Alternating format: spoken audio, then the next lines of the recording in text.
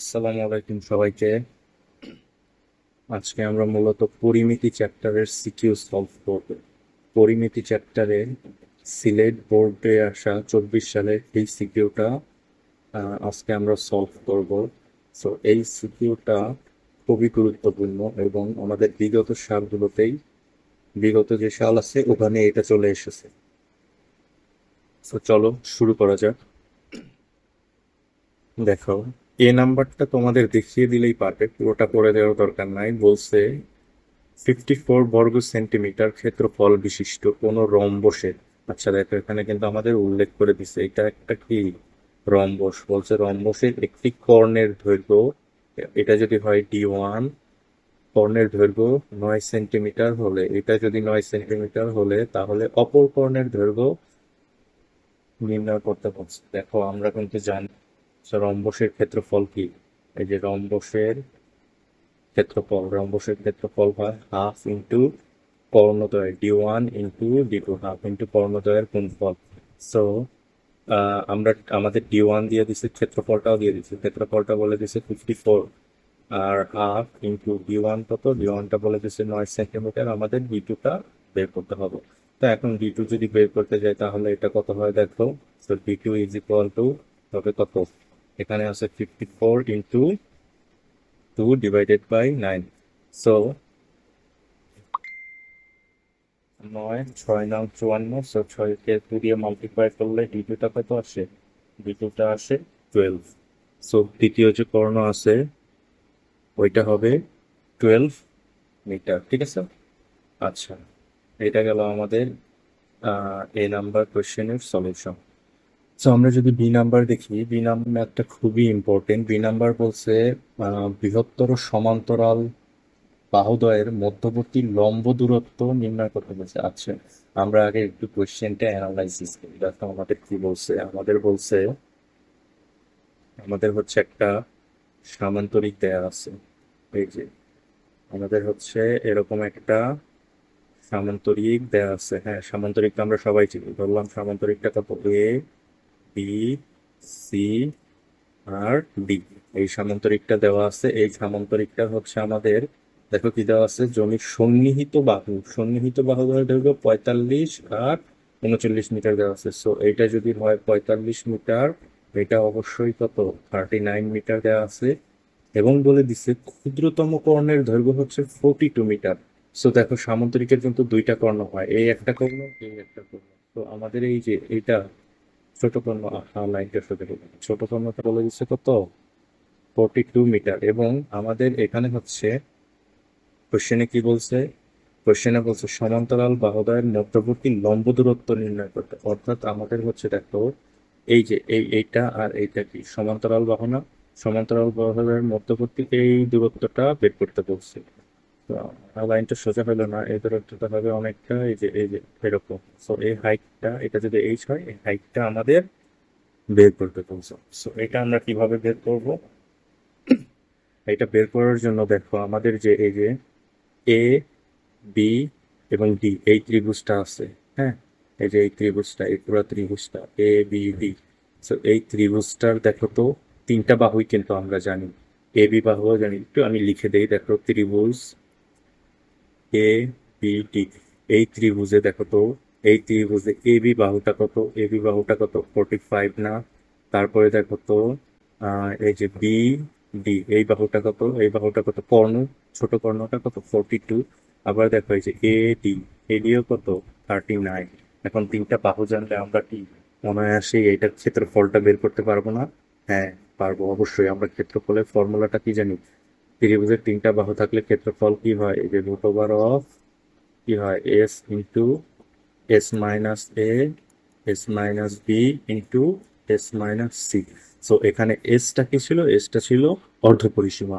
তো আমরা অর্ধপরিসীমাটা বের করব। তো এস ইজ ইকুয়াল টু হবে তিনটা বাহুর যোগফল ভাগ 2, তাই না? পরিসীমা কত, তিনটা বাহুর যোগফল, আর অর্ধপরিসীমা কত, তাকে 2 দিয়ে ভাগ করব। তিনটা বাহু কত, 45 প্লাস 42 প্লাস 39 ডিভাইডেড বাই 2। এটা যদি ক্যালকুলেশন করলে আনসারটা আসে 63। এবং এই 63টা যদি আমরা এখানে ইনপুট করে দেই তাহলে দেখো তো কত হয়, সো এস কত 63, সো এস 63 মাইনাস 45, আরেকবার কত 63 মাইনাস 42, আরেকবার কত 63 মাইনাস 39।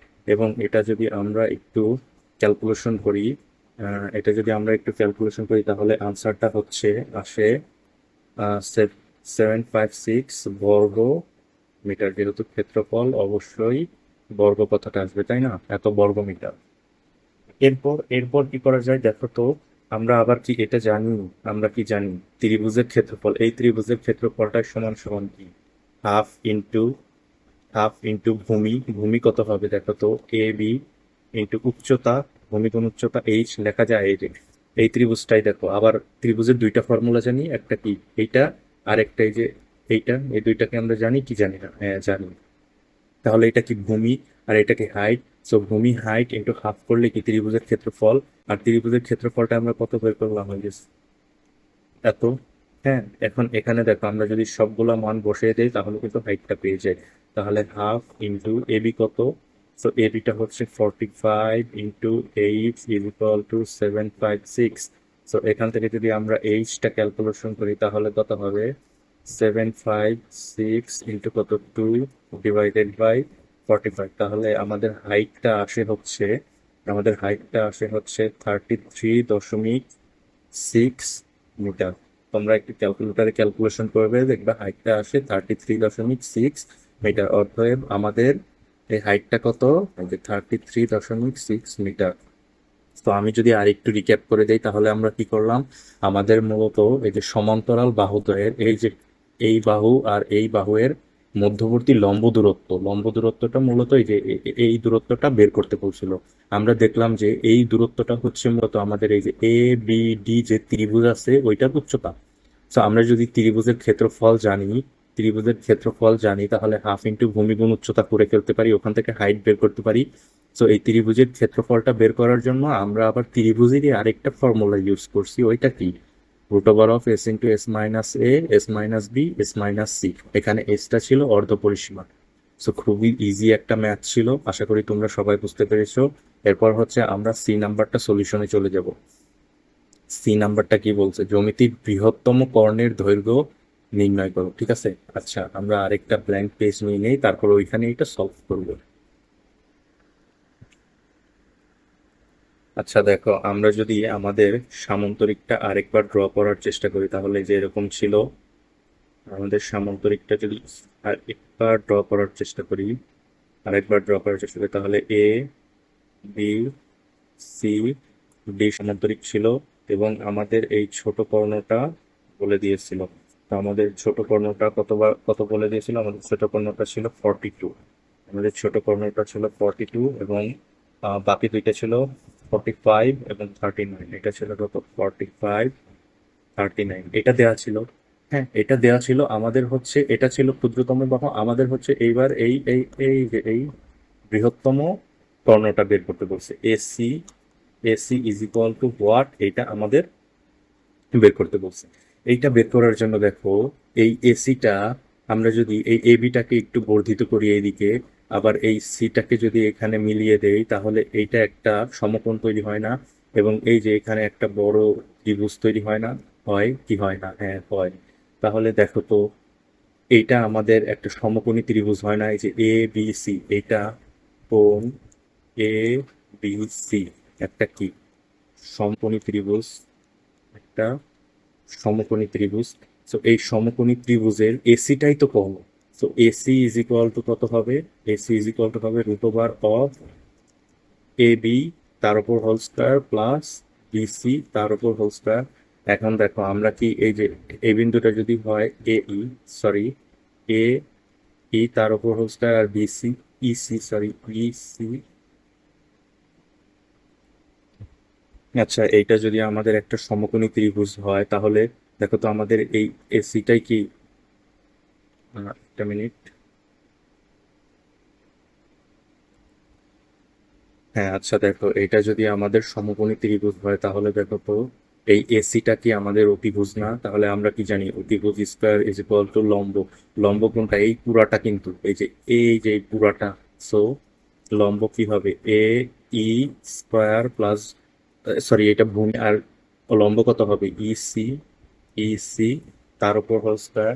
এখন দেখো তাহলে এসি ইজ ইকুয়াল টু কত হবে, এসি ইজ ইকুয়াল টু হবে এই যে রুট ওভার অফ এ ই তার উপর হোল স্কোয়ার প্লাস ইসি তার উপর হোল স্কোয়ার। দেখো এখন এই এ ই বা ইসি এটা কি আমরা জানি? জানি না। দেখো ইসিটা কিন্তু আমরা জানি, ইসি জানি। কিভাবে জানি? দেখো আমরা খ নাম্বারে বা বি নাম্বারে এই যে এই হাইটটা বের করে এসেছিলাম না, এইটা আর এইটা কিন্তু প্যারালাল।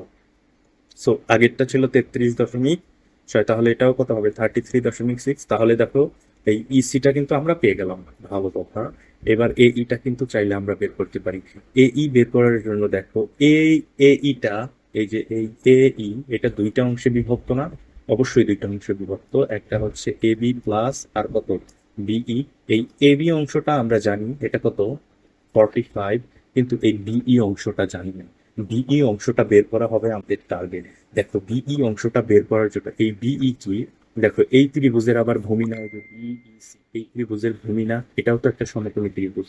তাহলে বিই, এই যে বিই ইজ ইকুয়াল টু আমরা এটা লিখতে পারি রুট ওভার অফ অতিভুজ স্কোয়ার। অতিভুজ কত বিসি তার উপর হোল স্কোয়ার মাইনাস লম্ব স্কোয়ার কত সিই তার উপর স্কোয়ার। দেখো বিসিটা কিন্তু আমরা জানি, এই বিসিটা কত, বিসিটা সামান্তরিকের একটা বাহু। এটা যদি 49 হয়, এটাও তো এটার প্যারালাল, এটাও 39 হবে, সরি 39 হবে। আর সিইটা কত, এই যে 33.6। তাহলে এই মানগুলো যদি আমরা একটু ইনপুট করি তাহলে দেখো কত হয়, বিসি কত, বিসি হচ্ছে 39 তার উপর হোল স্কোয়ার মাইনাস সিই কত 33.6 তার উপর হোল স্কোয়ার। এটা যদি আমরা ক্যালকুলেশন করি তাহলে দেখতে পাবো বিইটা আসে হচ্ছে 19.8 মিটার।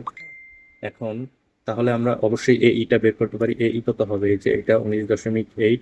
তাহলে অতএব এ ই ইজ ইকুয়াল টু কত আসতেছে, এ ই ইজ ইকুয়াল টু আসতেছে 64.8 মিটার। এই দেখো আমরা এই পুরা এ ইটা কিন্তু পেয়ে গেলাম। এখন এই পুরা এইটা পেয়ে গেলে আমরা অবশ্যই এইটা এখানে পুট করে দিতে পারি, তাহলেই তো এই যে এটাই তো আমাদের কাঙ্ক্ষিত সমীকরণ ছিল, তাই না? এ ই কত পেলাম 64.8 তার উপর হোল স্কোয়ার প্লাস আমাদের ইসি তো আগে থেকেই জানা ছিল, ইসি কত 33.6 তার উপর হোল স্কোয়ার। এবং এটা যদি আমরা ক্যালকুলেটরে জাস্ট ক্যালকুলেশন করি তাহলে দেখতে পাবো এটা আসে আমাদের হচ্ছে 73 মিটার। তাহলে আমাদের এসি, এসি এই যে বড় কর্ণ, বড় কর্ণটির দৈর্ঘ্য কত হবে 73 মিটার। তো আমি যদি কোশ্চেনটা আরেকবার একটু রিক্যাপ করে দিই, কি ছিল আমাদের একটা সামান্তরিক দেওয়া ছিল, এরকম একটা সামান্তরিক দেওয়া ছিল। তো সামান্তরিকের হচ্ছে দুইটা বাহু দেওয়া ছিল, একটা ছিল 39, একটা ছিল 45, এবং আমাদের এই ছোট কর্ণটা দেওয়া ছিল, ছোট কর্ণটা ছিল 42। আমাদের মূলত এই যে এই বড় কর্ণটা বের করতে বলছিল। তো বড় কর্ণটা বের করার জন্য আমরা কি করেছি, আমরা খ নাম্বারে এই এখান থেকে এই হাইটটা জানতাম। হ্যাঁ, এই হাইটটা জানতাম, এই হাইটটা জানলে আমরা এই যে এখানে এটা প্যারালালি ড্র করতে পারি। তাহলে এই হাইটটা জানি, এখানে একটা ত্রিভুজ হয়, এটা ছিল এই বড় ত্রিভুজটার কত অতিভুজ। তো অতিভুজ স্কোয়ার করে, তো অতিভুজ স্কোয়ার সমান সমান কি জানি লম্বা স্কোয়ার প্লাস ভূমি স্কোয়ার। সো ওখান থেকে আমরা এসিটা বের করে ফেলেছি। বুঝতে পারছি, আশা করি তোমরা সবাই বুঝতে পারছো। তো দেখা হবে পরের একটা সিকিউ সলভ ক্লাসে। ধন্যবাদ সবাইকে।